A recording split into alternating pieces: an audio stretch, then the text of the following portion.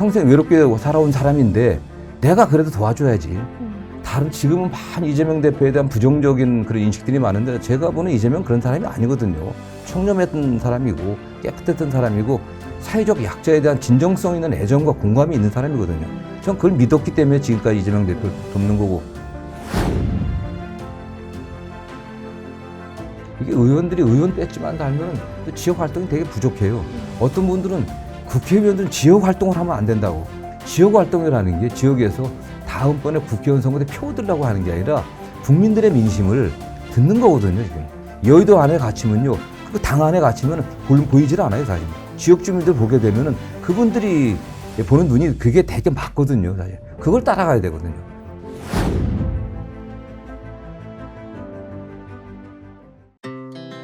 Our hearts beat to the city streets. We began to feel the fire. We wanna chase the night, wanna dance to the light. Pull stars from the sky, just two hearts running wild.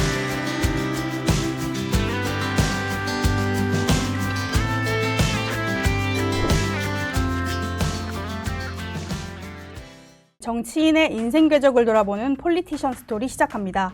안녕하세요. 진행을 맡은 저는 뉴스핌 지혜진 기자입니다. 오늘 함께 진행을 맡아주실 최현혁 교수님 모셨습니다. 네, 안녕하십니까. 네, 오늘은 경기도 동두천, 양주, 연천, 갑 지역구에서 5선에 성공하신 더불어민주당 정성호 의원님 모시고 이야기 나눠보겠습니다. 의원님 안녕하세요. 어서 오십시오. 네, 네. 반갑습니다. 근황부터 여쭙겠습니다. 22대 국회가 개원한 후에 많은 일이 있었잖아요. 12월 14일에는 윤석열 대통령에 대한 탄핵소추안이 국회를 통과해서 지금 헌법재판관 심판을 앞두고 있는데요. 이런 혼란한 전국 어떻게 바라보고 어떻게 보내고 계신지 궁금합니다. 일단 국민들에게 굉장히 죄송합니다. 어떤 정치하는 사람으로서 또 야당의 중진으로서 이런 사태까지 이르게 된 데 대해서 무거운 책임감을 느끼고 있고요. 최대한 빨리 여야가 협력해서 또 정부와 함께 이 난국을 좀 극복하기를 좀 희망합니다. 또 대통령께서도 그래도 국민이 선출한 대통령이 윤석열 대통령 아니겠습니까? 그의 마지막 책임을 좀 다해주기를 좀 당부드리겠습니다. 빨리 이 상황을 조속히 마무리할 수 있게 수사에 협조하시고 또 탄핵 재판에도 빨리 응하셔갖고 어떻게든 간에 이 난국이 극복되고 민생이 좀 안정되기를 좀 기대하고 있습니다. 네. 의원님 지역구가 경기도 동두천, 양주, 연천, 갑이시잖아요. 이게 상대적으로 보수세가 강한 지역으로 알려져 있는데 이 지역에서 5선을 하신 비결이 있으시다면 어떤 걸까요? 다른 선거구였는데 동천 연천이 인구가 줄어갖고 양주의 2개 면이 동두천 연천에 합쳐졌어요. 네. 거기가 을지역구가 됐는데 과거에는 뭐 양주 지역 같은 경우는 전통적인 농업지대였기 때문에 또 경기 북부고 접경 지역이고요. 그래서 보수역이었고 특히 동두천 같은 경우는 뭐 미군이 주둔하던 주둔 지역이기 때문에 민주당에 대해서는 상당히 그 거부감이 컸던 지역이었습니다. 그러나 물론 동천의 미군 부대는 평택으로 이제 이전하긴 했는데 그러나 지금은 좀 많이 상황이 바뀌었어요. 지금 한 2016년도 전후해서 양주에 조그만 아파트 단지들이 들어서기 시작했고 최근에는 옥정 회촌이라고 해서 대규모 아파트 단지 입주가 시작돼갖고 아파트 지역에서 30대, 40대가 주축이 된 인구가 한 10만 명 이상이 늘었습니다. 그래갖고 지금은 약간 뭐라고 할까 뭐 민주당이 좀 우세한 지역이 됐습니다. 좀. 그러면 새로 아파트 단지가 생기고 신도시가 생기고 그래서 젊은 부부들이 많이 들어왔겠습니다. 굉장히 많이 들어왔습니다. 네. 그리고 소통은 어떻게 하시는지요? 그래서 요새는 뭐 최근 정국이 하도 어선해갖고 자주 뭐 지역분들을 자주 뵙지는 못했습니다. 다만 아파트 단지 같은 경우는 젊은 세대들의 그 각종 다양한 그 SNS 통로들, 커뮤니티 이런 게 카페 이런 게 굉장히 많아갖고요. 매일 출퇴근하면서 이제 그분들이 뭘 요구하고 뭘 바라고 있고 어떤 생각을 하는지 저는 보고 있고요. 또 필요한 거기에 주민들이 요구하는 사항에 대해서는 또 보좌관들을 시켜갖고 적극적으로 또 답변을 주고하고 있습니다. 네.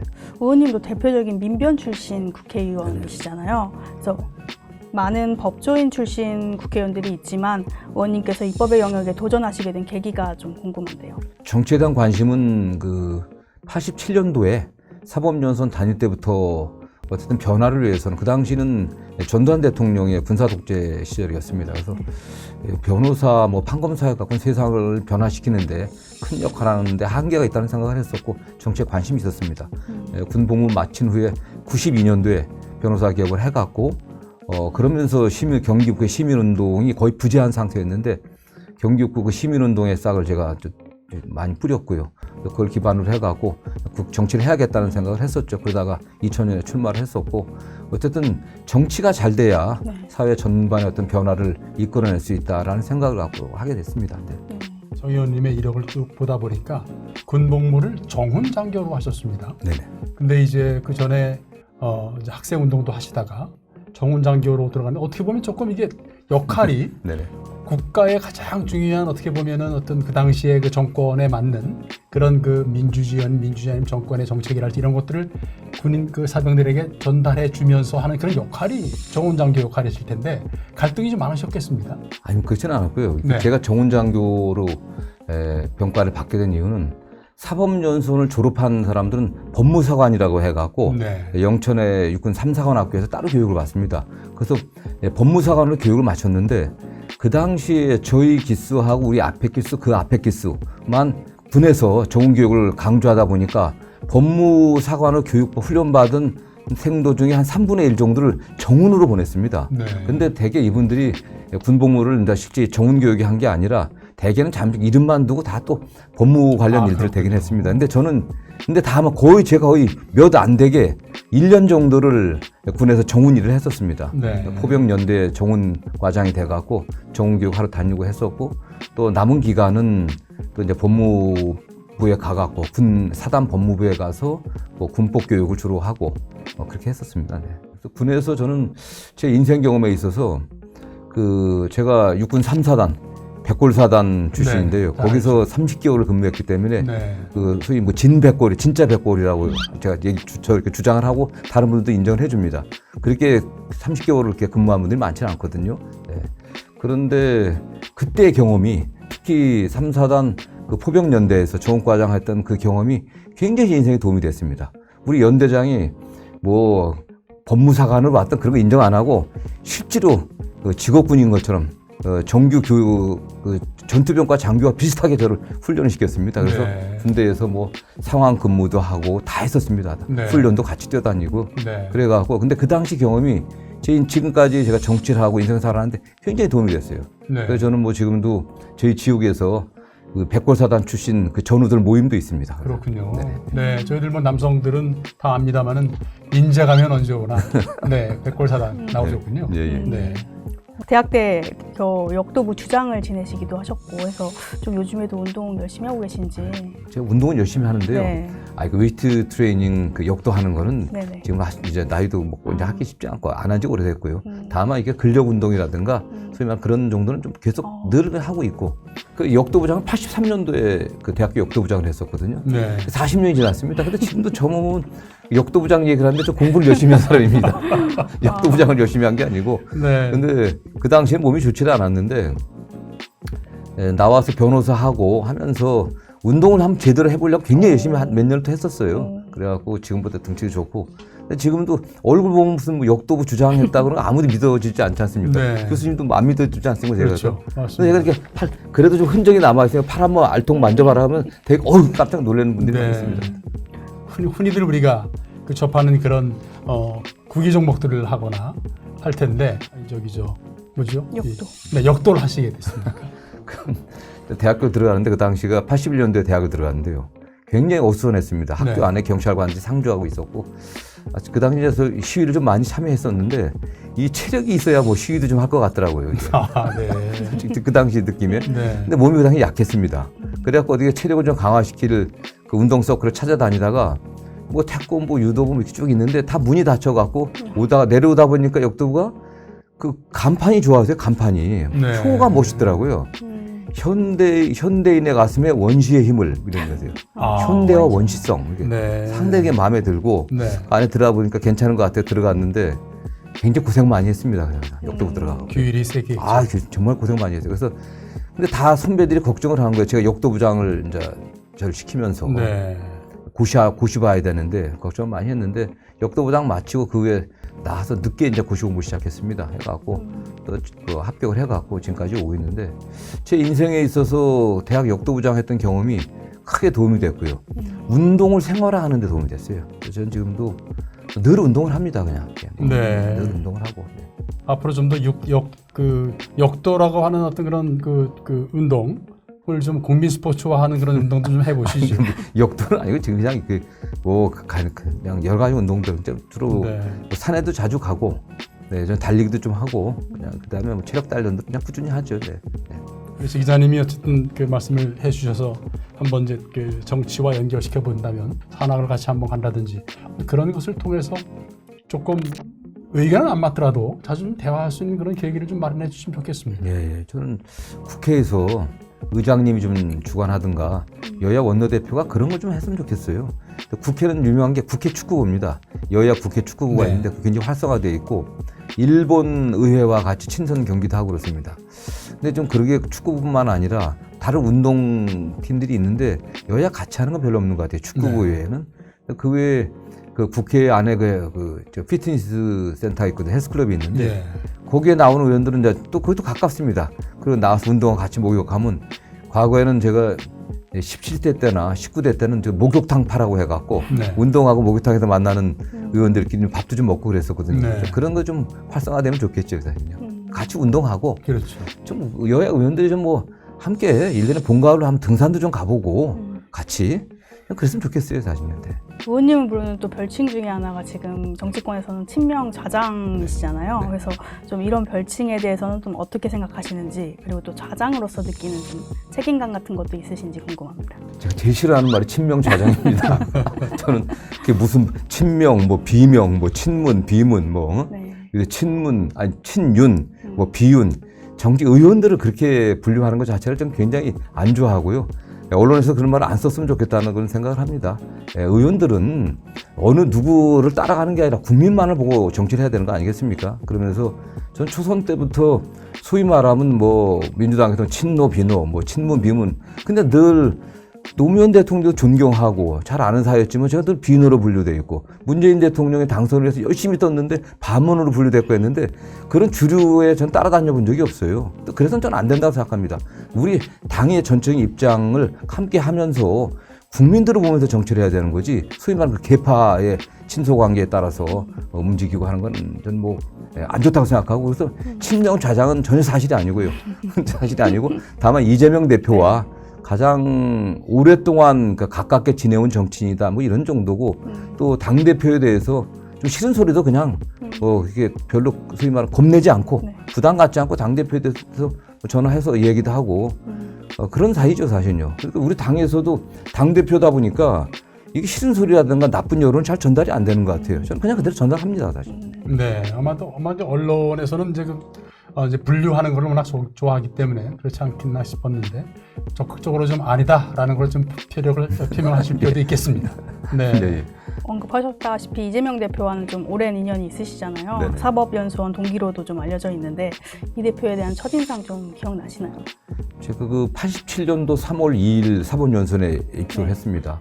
입소한 지 얼마 전부터 대학 다닐 때 그 학생운동 경험이 있는 사람들은 되게 다 알거든요. 그래서 저희 친구로부터 연락 와갖고 이게 지금 엄혹한 군사독재 시절인데 우리가 뭐 연수원 와서 편하게 판검사 되고 변호사에서 변호사가 돼갖고 편하게 먹고 사는 그런 준비만 해서 돼서는 안 되지 않냐. 정말 민주주의 또 억압받는 인권 이런 문제에 관심을 갖고 공부를 해보자 하고 연락을 받았어요. 제 친구에게. 그래서 좋다. 그러고서 이제 모임을 만들었습니다. 그 모임에 시작한 지 뭐 얼마 안 돼갖고 이재명 대표가 거기 들어왔습니다. 어느 분이 모셔오고 왔는데 처음엔 잘 몰랐고요. 되게 뭐 그 당시도 사법연수원도 저희는 소위 말하면 스카이 대학 출신들이 다 대부분이었고 이재명 대표가 이제 중앙대학을 나오셨는데 많지 않으셨거든요. 그러니까 또 그분들은 학생운동한 분들이 아니고 고시반 출신이었는데 근데 오셔서 여러 가지 말씀하다 보니까 굉장히 개성이 강하고 자기 목소리 굉장히 강하더라고요. 그리고 굉장히 머리가 좋더라고요. 여러 가지 기억력도 좋으시고 그래서 상당히 그런 인상을 받았습니다. 네. 당시 좀 기억에 남는 일화가 있으세요 혹시? 뭐 연수원 다닐 때는 뭐 공부하기 바쁘고 일주일에 한 번씩 모여서 같이 이제 사회과학 서적들 읽고 그 당시 굉장히 민주주의가 위협받는 상황이었기 때문에 그런 거에 대한 고민들 토로하고 그랬었는데 연수원 1년차 마치고 2년차 들어가면 판사, 검사, 변호사 15를 합니다. 제가 이 대표가 살던 성남 그 달동네 앞에 있던 성남지청에서 제가 네. 검사 10월 했거든요. 이 대표는 서울에서 10월 했는데 퇴근하고 때좀 전화 와갖고 형님 뭐 소주 한잔 하자고 이제 그때 좀 더 가까워졌죠. 본인이 살아온 인생도 얘기를 하고 어디 가서 뭐 과일 하나 먹게 되면은 꼭 이 대표가 했던 얘기가 자기는 이 성한 과일을 말짱한 과일을 먹어본 적이 별로 없고 어렸을 때 그 어머니가 땅에 떨어진 낙과들 주워온 거 그거 깎아 먹었던 그런 얘기들 하고 그런 기억도 나고 야 참 고생 많이 했구나 그런 느낌을 받았었죠. 네. 뭐 그런 일화까지 들어보고 나니까 결국은 친형은 맞네요. 가깝고 친한 건 맞네요. 그렇죠 그거였는데. 네.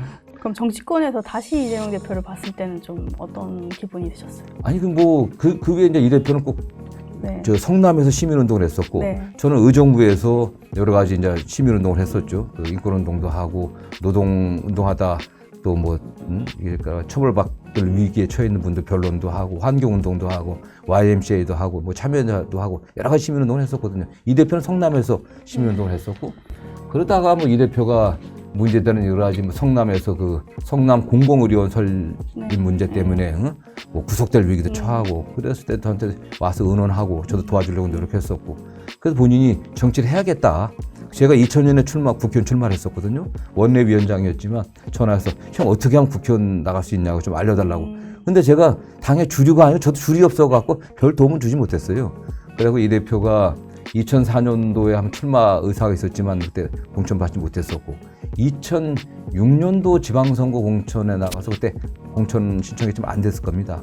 그리고 2008년도에 국회의원 선거 나갔다 떨어지고 그땐 잘 뭐 연락했을 때 잘 알고 있었죠. 2010년도에 성남시장 나갔는데 경선에서 이겼는데 이재명 대표가 당에서 그걸 승인을 안 해줬어요. 그 계파 싸움 때문에 그랬습니다. 네. 당의 주류에 있는 분이 안 해주려고 하는 걸 우여곡절 그때 공천을 받았고 당선됐죠. 그래서 그 후에 뭐 자주 가끔 연락하고 했었고요. 그러다가 2016년도에 박근혜 대통령이 그 최순실 국정농단 때문에 시위가 벌어지고 이재명 대표가 광화문 광장에 나가고 굉장히 유명했지 않습니까? 네. 근데 그 언젠가 누가 그러더라고. 이재명 성남시장이 대통령 꿈이 있다고 그래갖고 제가 속보를 그랬습니다. 이 친구가 정신이 좀 들어갔다 나왔다 하나 싶고 네. 제가 그랬는데 그 다음에 이제 출마한다고 선언했고 그 당시 깜짝 놀랐죠. 네. 말씀을 이렇게 하시지만 사실 19대 대선 경선 때잖아요. 그때 의원님이 당시 성남시장이었던 이재명 대표를 지원할 때만 해도 이재명 대표가 그렇게 주류는 아니었는데요. 뭐 비주류였죠 네. 완전히. 네. 당시 의원님께서 이렇게 이재명 대표를 지지하기로 한 선택을 한 이유가 궁금해요. 아니 뭐 올해 제가 뭐 인정이 많은 사람입니다. 제가 87년도부터 네. 계속 알아온 사이이기 때문에 그 뭐 갑자기 만난 게 쭉 30년 가까이 이렇게 친하게 지내온 사이였기 때문에 느닷없이 박근혜 대통령 탄핵이 국회에서 의결되고 나니까 전화 와서 형 좀 저녁이나 먹자고 나갔어요. 그래서 나가면 또 대통령 나가겠다는 거예요. 그러니까 네. 탄핵 분명히 탄핵하면 될 거다. 형 나 대통령 나가니까 도와달라고 딱 얘기를 하는 거예요. 이게 또 내가 그렇지 않아도 늘 비주류 소리 듣는데 이거 큰일 났구나 또 진짜. 네. 또 어떻게 거절하겠습니까? 저 인정상. 그 다음에 이재명 대표가 매우 유능하고 다른 지금은 많은 이재명 대표에 대한 부정적인 그런 인식들이 많은데 제가 보는 이재명 그런 사람이 아니거든요. 청렴했던 사람이고 깨끗했던 사람이고 그 다음에 사회적 약자에 대한 진정성 있는 애정과 공감이 있는 사람이거든요. 전 그걸 믿었기 때문에 지금까지 이재명 대표를 돕는 거고 딱 한다 하는데 그걸 거절하지 못해서 왔습니다. 그리고 이제 박근혜 대통령 파면되니까 캠프 꾸려지니까 와서 본부장 맡으라고 하는데 어떻게 하겠어요? 갔죠. 근데 그 전에 문재인 대통령이죠. 그 당시 대표라고 제가 불렀었는데 문재인 대표께서 저를 보자고 그래갖고 도와달라고. 그래서 주변에서는 다 그러는 거야. 야, 이재명이 되겠냐. 문재인 도와야지. 뭐 될 거 뻔한데 분명히 이번에 대통령 되는데. 근데 저는 이재명 아무도 돕질 않고 평생 외롭게 살아온 사람인데 내가 그래도 도와줘야지. 근데 주변에서는 그러다 너 정치도 오래 못할 거다. 이게 줄 잘못 써갖고 이런 소리 들었지만은 저는 후회하지 않습니다. 후회하지 않고 그 당시도 이 대표 적극 도왔고 그 당시 뭐 문재인 또 대통령, 문재인 대표를 도왔다고 하면 제 인생이 어떻게 달라졌을지 모르겠지만 저는 뭐 제가 그때 잘 선택했다고 생각합니다.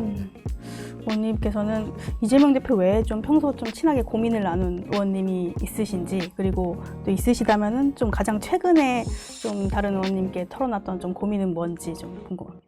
뭐 저는 두루 원만합니다. 그래서 뭐 어느 분하고 지금 어느 분하고 가깝다고 하면 그분한테 네. 도움이 될지 안 도움이 될지 모르기 때문에 두루 의원들하고 친하고요. 지금 같은 경우는 초선 의원님, 초재선 의원들이 가끔 저를 많이 찾아옵니다. 어떻게 했으면 좋겠는지 이런 제가 저의 경험을 기초로 해갖고 정말 그 많은 얘기들 좀 조언들을 좀 해주고 그런 얘기를 합니다. 그래서 역시 늘 일관된 얘기는 국민들 보고 또 지역 주민들이 뭘 원하는지 그걸 보고 이게 의원들이 의원 뺐지만 하면은 또 지역 활동이 되게 부족해요.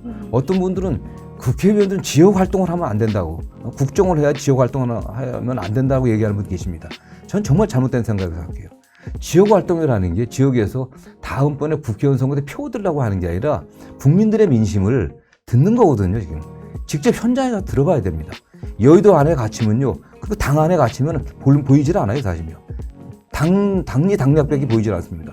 밖에 나가서 시민들을 보고 지역 주민들 보게 되면은 그분들이 보는 눈이 그게 되게 맞거든요, 사실. 그걸 따라가야 되거든요. 저는 그게 국회의원 다시 당선되는데도 도움이 되는 거고, 네. 예, 그 다음에 당이 올바로 가게 하는 그 방향을 제대로 잡는 데도 도움이 된다고 생각합니다. 네. 국회의원은 국가를 대표한다라는 어떤 그런 의식을 가지고 있는 것에 대한 그 말씀을 조금 드리고 싶은 것은 뭐냐면 에드먼드 버크가 이제 1774년도에 브리스톨 첫 그 국회의원 당선됐을 때 한 말이거든요. 이제부터 저를 이 지역구의 대표로 보지 마십시오. 저는 이제는 브리스톨을 잇겠습니다. 네. 국가만을 위해서 봉사하겠습니다라고 하는 말이거든요. 사실은 그런 말도 사실은 틀린 말은 아니지 않습니까? 그렇죠. 네, 그렇습니다. 네. 지역구 활동이라는 게 이제 민심을 직접 듣는 네. 국민들이 뭘 원하는지 그래도 그거를 국정 활동을 통해서 이게 반영시켜야 되지 않겠습니까? 네. 저는 그것은 뭐 크게 모순되는 얘기 같지는 않고요. 네. 그런 면에서 우리 국민들을 많이 만나고 현장에도 가보고 하라는 그런 취지의 얘기를 하는 거죠. 네. 5선을 하시면서 저는 이제 느끼는 것이 우리 정치인들이 사실은 이제 3선, 4선은 많이 있지만 5선, 6선은 사실은 많지 않죠. 네. 아주 극소수인데 정치를 하시다 보면은 이제 이재명 대표와 같이 이제 그런 식으로 해서 일찌감치 선언을 하고 또 대통령에 출마한다라고 해서 이제 세를 모으기도 합니다만은 개인적으로는 그런 욕심 없으셨습니까? 정치 한번 한다면 나도 한번 대통령 한번 해보겠다라는 그런 꿈이랄지 네. 혹은 뭐 어떤 생각을 해보신 적은 있으신지요? 제가 2000년에 16대 때 처음 출마할 때는 제 목표가 꼭 대통령 한번 출마해보자 네. 라는 생각이었습니다. 근데 낙선을 했거든요. 그리고 2004년도 17대에 당선돼 갖고서는 경기도지사를 한번 출마해야겠다. 꼭 3선 때, 그게 2014년도였거든요. 그런데 또 낙선을 했습니다. 그 18대 때. 그 정치를 그만두려고 했었어요. 네. 그냥 변호사나 해서 또 어려운 시민들 도와주고 편히 먹고 살자 이렇게 생각을 하다가 그래도 또 역시 내가 왔는데 또 우리 지역의 당원들이 왜 안 하냐, 전 계속 해야지, 다음에 꼭 될 텐데. 그래서 다시 시작을 하면서 굳게 결심했습니다. 내가 뭐가 되겠다는 생각을 버리자. 정말 끊임없이 내가 갖고 있는 욕심을 버리려고 노력을 정말 많이 했어요. 그 다음부터는 뭐 당의 당직이든 뭐든 제가 뭘 하겠다고 해본 적이 별로 없습니다. 저도 뭐 원내대표에 한번 나가서 뭐 선거운동가 나서 그냥 떨어지긴 했지만은 그 나머지 당에서는 뭐 상임위원장도 하고 원내 뭐 수석 부대표도 하고 당 수석 대변인도 했었습니다. 그러나 제가 뭘 하겠다고 해본 적은 없어요. 그때 버리니까 마음이 편해지고 그 다음부터는 떨어지질 않더라고요. 네. 오히려 마음을 비우니까. 네. 그러니까 5선까지 오지 않았나 그런 네. 생각을 좀 합니다. 네, 아주 좋은 말씀해 주셨는데요. 사실은 우리가 많이 알고 있는 뭐 정말 위대한 정치인이라고 하는 세계적 지도자라는 사람들 사실 보면은 뭔가를 목표로 해서 어렸을 때는 대통령이 될 거야 라고 해서 되는 사람은 물론 있습니다만은 대개의 경우 봉사한다든지 아니면 약자를 위해서 도와준다든지 아니면 어떤 공적인 어떤 자리에서 그래도 우리가 더 좋은 나라, 더 좋은 사회, 미래를 위해서 투자하는 사람들이 어떻게 보면 나중에 그것이 그런 관직이 따라오는 그런 경우가 많이 생기고 아예 추대를 받아서 출마해 주세요라는 그런 것들이 많이 나오는데 우리 정치에서 어떻게 보면 희소 가치가 있는 그런 정치 아닌가 저는 이렇게 한번 평가드립니다만 어떠신지요? 아니 뭐 조 교수님께서 그래도 네. 이쁘게 봐주셔서 감사합니다. 네. 다만 뭐 최선을 다하고 저는 뭐 제 능력과 제 분수를 압니다. 저는 뭐 저한테 어떤 일이 맡겨지면 늘 최선을 다하려고 해왔습니다. 뭐 지역의 현안이든 또 국가적 현안이든 또 입법 과제가 저한테 떨어지면 관철시키려고 최선을 다해왔고 그게 맞는 길이 아닌가 생각을 하고요. 뭐 지금 단계에서는 정말 가장 중요한 게 나라가 어렵지 않습니까? 민생이 힘들거든요. 이거 좀 안정시키고 정말 그래도 어쨌든 당의 중진으로서 또 국회의 중진으로서 그런 면에서 좀 여야가 정치를 복원하고 국민을 위해 일하는 국회를 좀 만드는데 조금이라도 좀 기여를 해봐야겠다는 생각을 하고 있습니다. 네.